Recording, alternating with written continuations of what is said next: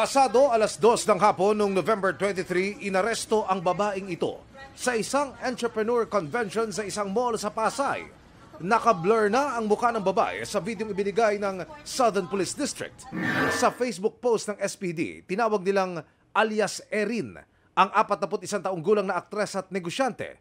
Kinumpirma ng Bureau of Jail Management and Penology o BJMP, ang inaresto'y si Neri Naig Miranda, na kilalang social media influencer at asawa ni parokya ni Edgar frontman Chito Miranda.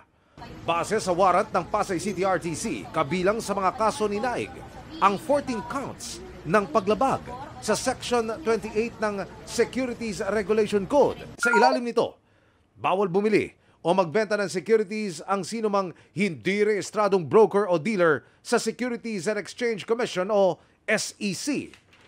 Dalawa po yung sinerve sa kanya na warrant. Security Regulations Code regarding po ito doon sa pag-regulate ng ating mga business. At saka po isa yung syndicated estafa.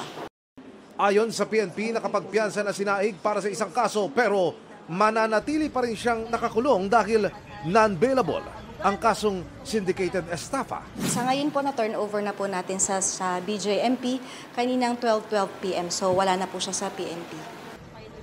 Ayon sa BJMP, inilipat na si Naig sa Pasay City Jail Female Dormitory. Sa isang Facebook post, sinabi ng asawa ni Naig na si Chito Miranda na kahit misay hindi nanloko o lalamang sa kapwa ang kanyang misis. Hindi pa rin daw siya kumuha o nanghihingi ng pera kahit kanino man.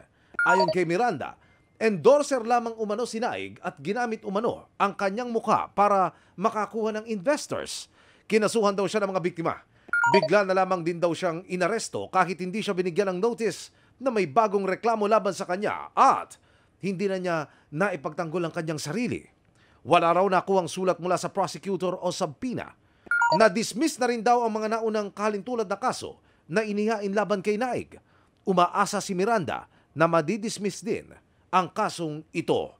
Para sa GMA Integrated News, Emil Sumangil, ang inyong saksi. Mga kapuso, maging una sa saksi. Mag-subscribe sa GMA Integrated News sa YouTube para sa iba't ibang balita.